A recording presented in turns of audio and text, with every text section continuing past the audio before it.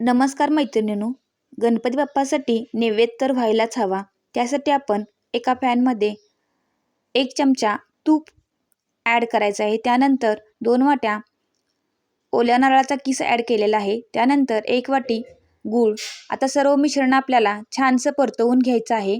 त्यानंतर त्याच्यामध्ये वेलची पावडर ॲड करायची आहे. हे झालं सारण तयार. आता आवरणासाठी तयार करणार आहोत. 1 वाटी पाणी, 1 वाटी दूध समप्रमाणात, त्यानंतर चवीपुरतं मीठ, त्यानंतर तूप 1 चमचा ॲड केलेला आहे.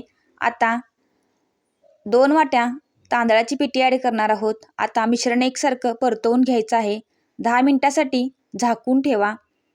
10 मिनिटानंतर आपल्याला ताटामध्ये काढून घ्यायचं आहे. मळणी एकदम मऊसूत झाली पाहिजे. अशा पद्धतीने आता पारी तयार करायला घेऊ. गोल गोल फिरवत हाताच्या साहाय्याने आपल्याला पारी तयार घ्यायची आहे. आता बाजूला कळ्या पाडून घेऊ.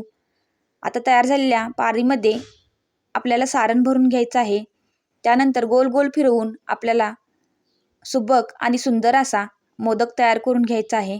तुम्ही बघू शकता अशा पद्धतीने आपण मोदक तयार करून घेतलेले आहेत. आता 10 मिनिटासाठी आपण सर्व मोदक छानसे वाफवून घेणार आहोत. अशा पद्धतीने तयार झाले उकडीचे मोदक. व्हिडिओला लाईक करा, शेअर करा. धन्यवाद.